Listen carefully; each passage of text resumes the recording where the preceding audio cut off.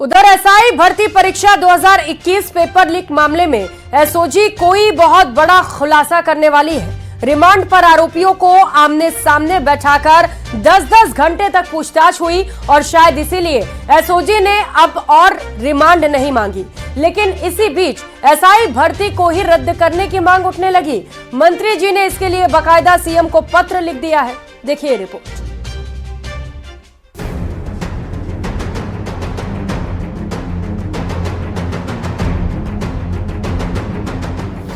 Paper leak के गुनहगारों ने खोले सभी राज।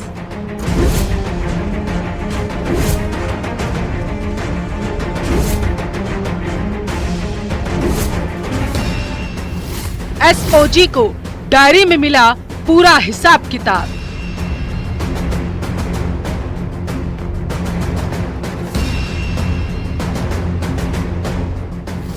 मंत्री जी ने भर्ती रद्द करने के लिए लिखा था पत्र।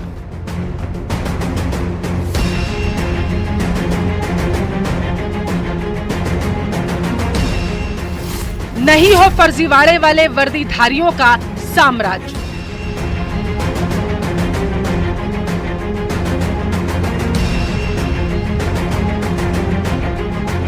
क्या सब इंस्पेक्टर भर्ती परीक्षा रद्द होगी या नहीं होगी, इस पर अभी सस्पेंस बरकरार है, क्योंकि राजस्थान के मंत्री किरोड़ीलाल मीणा ने प्रदेश के मुखिया यानी भजनलाल शर्मा को चिट्ठी लिख करके मांग की है और यह बताया है कि सब इंस्पेक्टर भर्ती परीक्षा 2021 में गड़बड़ियों की भरमार है। ऐसे में इस परीक्षा को तत्काल रद्द कर देना चाहिए। आम आदमी की आवाज को पुरजोर तरीके से उठाने वाले कैबिनेट मंत्री किरोड़ीलाल मीणा ने मुख्यमंत्री भजनलाल शर्मा को पत्र लिखकर एसआई भर्ती परीक्षा 2021 को तुरंत रद्द करने की मांग की है और दोबारा परीक्षा कराने की गुहार लगाई। 3 पेज के पत्र में किरोड़ीलाल मीणा ने लिखा है, आरपीएससी द्वारा वर्ष 2021 में आयोजित पुलिस सब इंस्पेक्टर भर्ती परीक्षा और अन्य भर्ती परीक्षाओं में फर्जीवाड़े के खिलाफ मैंने 5 वर्ष सड़कों पर संघर्ष किया। तत्कालीन सरकार में आयोजित एसआई भर्ती परीक्षा में बड़े स्तर पर घोटाला हुआ तथा 859 में से 500 से अधिक अभ्यर्थी फर्जी, पेपर लीक और डमी अभ्यर्थी के जरिए चयनित होकर थानेदार बन गए हैं। वर्तमान में ट्रेनिंग ले रहे हैं। मैंने वर्ष 2021 में इसके खिलाफ आवाज उठाई और इसमें संलिप्त लोगों के नाम उजागर किए थे, जो अब पुलिस की गिरफ्त में हैं। मेरे सूचनाओं के हिसाब से 50% थानेदार फर्जी हैं और उन सब फर्जियों को पकड़ने में लगेगा लंबा टाइम और 50 दिन में जो फर्जी ट्रेनिंग ले रहे हैं वो सब थानेदार बन जाएंगे और बाद में कार्रवाई अगर सरकार ने की तो लिटिगेशन में मामला चला जाएगा। इसलिए मैंने माननीय मुख्यमंत्री जी को पत्र लिखा है, मांग की है कि करीबन 186 लोग बंद हैं, जिसमें 80 लोग या 56 लोग सब इंस्पेक्टर फर्जी वाले पकड़े गए हैं। इन्होंने जब आरपीएससी की चोटी पकड़ ली तो फिर आरपीएससी के चेयरमैन को क्यों छोड़ रहे हो? वो तो कटघरे में है। इसलिए वो पकड़ने का तो सिलसिला चलता रहेगा, हम प्रमाण देते रहेंगे, लेकिन ये परीक्षा रद्द होनी चाहिए, ये प्राथमिकता है। जो बच्चे इंटेलिजेंट हैं, होशियार है, जो सब इंस्पेक्टर के आईपीएस बनने लायक है, उनके भविष्य को इन्होंने बर्बाद किया, इनको माफ नहीं किया जाना चाहिए। इससे पहले कैबिनेट मंत्री जोगाराम पटेल ने भी रद्द करने के फैसले पर विचार करने की बात कही थी कि अनेक ऐसे बच्चे होंगे जो बिल्कुल पढ़ाई करने के उपरांत अपने मेहनत से इंस्पेक्टर बने होंगे और अगर भर्ती निरस्त होती है तो उनके ऊपर भी होता है। दोनों पक्ष अपनी जगह, इसलिए सरकार इस पर पूरे विचार करने के उपरांत कोई निर्णय लेगी। राजस्थान की पिछली अशोक गहलोत सरकार यानी कांग्रेस की राजस्थान की सरकार के कार्यकाल के दौरान साल 2021 में आयोजित हुई सब इंस्पेक्टर भर्ती परीक्षा में 859 अभ्यर्थियों में से 500 अभ्यर्थी फर्जी पाए गए हैं, यानी 500 दरोगा फर्जी तरीके से भर्ती में शामिल हुए और दरोगा बनकर के ट्रेनिंग ले रहे थे। अब इस पूरे मामले की जांच एसओजी कर रही है। एसओजी ने आरोपियों को आमने सामने बिठा करके पूछताछ की है, तो एसओजी के हाथ में कई महत्वपूर्ण सुराग हाथ लगे हैं। एसओजी ने बाबूलाल कटारा और रामू रायका समेत सभी 10 ट्रेनी एसआई से 10-10 घंटे पूछताछ की। आमने सामने बिछाकर ताबड़तोड़ सवाल किए गए।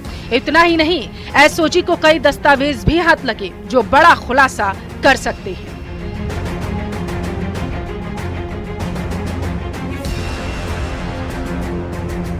पेपर लीक में रोज नए खुलासे हो रहे, कईयों पर गिरफ्तारी की तलवार लटक रही। सबसे बड़े मास्टरमाइंड ने तो अपने बच्चों को एसओजी से कैसे बचना है इसकी तक ट्रेनिंग दे रखी है। वहीं बाबूलाल कटारा का कहना है कि वो एसओजी की जांच से संतुष्ट हैं। बाबूलाल कटारा जी यहाँ पर मौजूद हैं। बाबूलाल जी, लगातार पूछताछ चल रही, कुछ कहना चाहेंगे? आप कुछ कहना चाहेंगे? आप नो कमेंट्स। मैं कोई कहना नहीं चाहूंगा, कोई नहीं कहूंगा। एसओजी की जो कार्रवाई है उसको लेकर के कुछ कहना चाहते हैं? मैं संतुष्ट हूँ, इससे संतुष्ट हूँ। आरपीएससी के पूर्व मेंबर बाबूलाल कटारा जो थे, उन्हें एसआई भर्ती परीक्षा में जो रामूराम रायका है उनके द्वारा पेपर लीक को लेकर के ये बताया गया था कि उन्होंने पेपर लिया बाबूलाल कटारा से और उसके बाद में वो जो पेपर था वो उन्होंने अपने बच्चों को पढ़ाने के जो काम में है वो लिया, जिसके बाद उनके बच्चों का सिलेक्शन जो था वो सब इंस्पेक्टर भर्ती परीक्षा में जो है वो हुआ। राजस्थान लोकसेवा आयोग के लचर सिस्टम के चलते फर्जीवाड़ा करके दरोगा भर्ती यानी राजस्थान की सब इंस्पेक्टर भर्ती परीक्षा में 500 से ज्यादा अभ्यर्थी फर्जी पाए गए हैं। इस भर्ती को लगातार निरस्त करने की मांग परवान पर है, लगातार डिमांड उठाई जा रही है और अब राजस्थान सरकार के काबीना मंत्री डॉक्टर किरोड़ी मीणा ने भी मुख्यमंत्री भजनलाल शर्मा से इस पूरे मामले में शीघ्र कार्रवाई करते हुए इस भर्ती को निरस्त करने की मांग रखी है। एक तरफ अगर यह भर्ती निरस्त होती है तो इस भर्ती के अंदर गड़बड़ करने वाले पेपर माफिया की सीधे तौर पर कमर टूटेगी, तो दूसरी तरफ जिस इस भर्ती के अंदर जो सिलेक्ट हुए उम्मीदवार हैं वो लोग भी दबी जुबान मुख्यमंत्री तक अपनी बात पहुंचा रहे हैं कि उनकी बात को सुना जाए और भर्ती में पारदर्शिता रखते हुए इसकी जांच को देखते हुए इसमें कोई बड़ा फैसला लिया जाए। ऐसे में भर्ती रद्द होगी या नहीं होगी इस पर सस्पेंस बरकरार है, लेकिन अगर ये भर्ती निरस्त होती है तो राजस्थान लोक सेवा आयोग के लचर सिस्टम का खामियाजा भुगतेंगे राजस्थान के वो युवा अभ्यर्थी जिन्होंने सब इंस्पेक्टर बनने का सपना तो देखा था मगर फर्जीवाड़े के चलते वो सपना पूरा नहीं हो पाया। कैमरा पर्सन शेर सिंह के साथ lovely Wadhwa, news 18 Jaipur. UAE से भारत तक गोल्ड स्मगलिंग का नेटवर्क खड़ा करने वाला मुनियाद अब इंटरपोल की मदद से एनआईए की गिरफ्त में आ चुका है। भारत के बड़े एयरपोर्ट्स पर सख्ती बढ़ने के बाद मुनियाद ने जब जयपुर एयरपोर्ट का रुख किया तो फंस गया। मुनियाद ने कैसे गोल्ड स्मगलिंग का नेटवर्क खड़ा किया, इस रिपोर्ट में देखिए। मुनियाद की मियाद पूरी,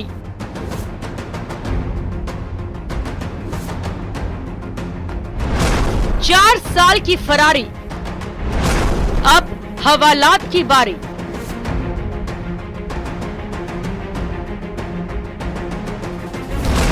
इंटरपोल ने एनआईए को सौंपा मुनियाद। तस्वीरों में दिख रहा ये शख्स मुनियाद अली है जो अब इंटरपोल की मदद से एनआईए की गिरफ्त में आ चुका है। मुनियाद अली खाड़ी देशों से भारत में सोने की अवैध तस्करी करने के लिए कुख्यात है। 4 साल से एनआईए मुनियाद की तलाश में जुटी हुई थी। 4 साल की फरारी के बाद मुनियाद गिरफ्त में आया है और अब भारत लाया जा चुका है। मुनियाद ने ही खाड़ी देशों से भारत तक गोल्ड तस्करी का अवैध नेटवर्क तैयार किया। केंद्रीय जांच एजेंसी सीबीआई ने एक बड़ी कार्रवाई को अंजाम देते हुए गोल्ड तस्कर मुनियाद अली खान को गिरफ्तार किया है। गिरफ्तार करने के बाद उसे राजस्थान ले गई है और राजस्थान स्थित वहां पर सीबीआई के दफ्तर में उससे विस्तार से पूछताछ की जाएगी। खाड़ी देशों से भारत तक गोल्ड स्मगलिंग का नेटवर्क खड़ा करने के बाद मुनियाद लगातार फरार था। उधर मुनियाद को पकड़ने के लिए रेड कॉर्नर नोटिस जारी किया गया। इसके बाद इनपुट मिला कि मुनियाद यूएई में है। यहाँ यूएई और आबू धाबी की टीमों की मदद से उसे पकड़कर भारत लाया गया और फिर एनआईए की टीम को सौंप दिया गया। मुनियाद अली खान के खिलाफ साल 2020 में केंद्रीय जांच एजेंसी एनआईए के द्वारा केस रजिस्टर किया गया था और जिस तरह से उसके खिलाफ केस रजिस्टर करने के बाद पिछले कुछ सालों से लगातार केंद्रीय जांच एजेंसी एनआईए की टीम उससे जुड़े मामले में तफ्तीश कर रही थी। उसके बाद ये जानकारी मिली कि मुनियाद अली खान वो विदेश भाग गया है और विदेश में रह करके वहां से गोल्ड तस्करी के मामलों को अंजाम दे रहा है। मुनियाद ने अपने साथियों के साथ मिलकर रियाद, सऊदी अरब से भारत में सोने की अवैध तस्करी का प्लान और नेटवर्क तैयार किया था। आरोपी अपने साथियों के साथ मिलकर पहले भी रियाद से जयपुर में सोने की तस्करी करवा चुका है। मुनियाद ने खाड़ी देशों में काम करने वाले लोगों को अपने सिंडिकेट में शामिल कर रखा था। मुनियाद वहां काम करने वाले भारतीयों को कमीशन का लालच देता था। उसने खाड़ी देशों से जयपुर, दिल्ली और कोलकाता तक नेटवर्क बनाया। पिछले कुछ सालों में जब उसे लगा कि दिल्ली और कोलकाता के एयरपोर्ट पर सख्ती बढ़ गई, तो उसने जयपुर एयरपोर्ट को सेंटर बनाया। खाड़ी देशों से सोना लेकर आने वालों को केवल ये निर्देश दिए जाते थे कि उन्हें ये गोल्ड केवल एयरपोर्ट के बाहर तक पहुंचाना है। मुनियाद अली खान, उसका जो राजस्थान कनेक्शन है, राजस्थान में कई ऐसे गोल्ड तस्करों के संपर्क में रह करके वो गोल्ड तस्करी के मामलों को अंजाम दे रहा है। उसके बाद एनआईए के इस इंफॉर्मेशन के बाद केंद्रीय जांच एजेंसी सीबीआई एक्शन मोड में आई और उसके बाद इन तमाम मामलों की जानकारी इंटरपोल के साथ साझा की गई और इंटरपोल के साथ साझा करने के बाद इस मामले में इंटरपोल और सीबीआई के द्वारा एक ज्वाइंट तौर पर एक ऑपरेशन को अंजाम देते हुए उसे यूएई से हिरासत में लिया गया। हिरासत में लेने के बाद उसे भारत लाया गया। भारत लाने के बाद जैसे ही वो दिल्ली एयरपोर्ट पर लाया गया, उसके बाद उसको औपचारिक तौर पर गिरफ्तार किया गया और गिरफ्तारी के बाद सीबीआई की टीम उसे लेकर राजस्थान निकल गई और राजस्थान स्थित सीबीआई की जो स्थानीय कोर्ट है वहां पे पेश करने के बाद वहां पर आगे का रिमांड लेकर उससे विस्तार से पूछताछ करेगी। यहाँ बता दें कि एनआईए ने जयपुर अंतर्राष्ट्रीय हवाई अड्डे पर 3 जुलाई 2020 को तस्कर कर लाए गए सोने को जब्त करके सितंबर 2020 में केस दर्ज किया था। उस वक्त पकड़े गए एक गोल्ड तस्कर ने पूछताछ में मुनियाद के बारे में जानकारी दी थी। मार्च 2021 को रेड कॉर्नर नोटिस के लिए एनआईए की विशेष कोर्ट में आरोप पत्र पेश किया गया था। कहा जा सकता है कि इस मामले पर अब तक जो एनआईए की इन्वेस्टिगेशन है उसकी रिपोर्ट को, उसके जो चार्जशीट है उसकी रिपोर्ट को भी सीबीआई के द्वारा आगे इन्वेस्टिगेट किया जाएगा और इस मामले में आने वाले दिनों में कुछ अन्य आरोपियों से भी पूछताछ की जा सकती है।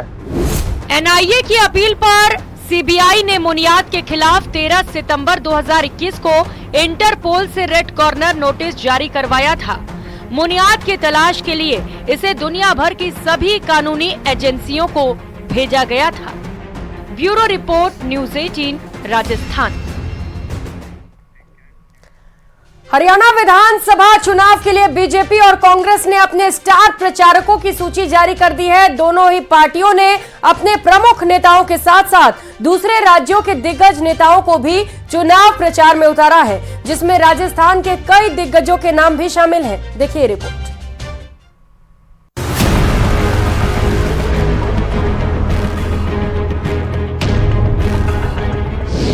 प्रदेश के नेताओं को हरियाणा की कमान।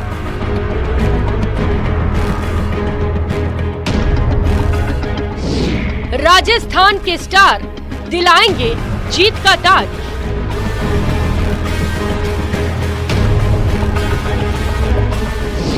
स्टार प्रचारकों की सूची में प्रदेश की धमक।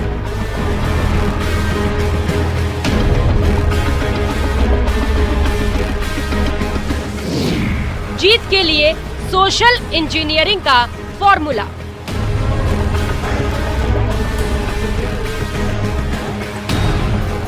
हरियाणा और जम्मू कश्मीर में विधानसभा चुनाव प्रचार का जोर पकड़ रहा है। राजस्थान के पड़ोसी राज्य होने के नाते हरियाणा चुनाव में प्रदेश के नेताओं का जमावड़ा ज्यादा देखा जा सकता है। प्रदेश के कई जिले हरियाणा की सीमाओं से लगे हुए हैं और जातीय संपर्क होने के चलते आपसी रिश्तेदारी भी बहुत है।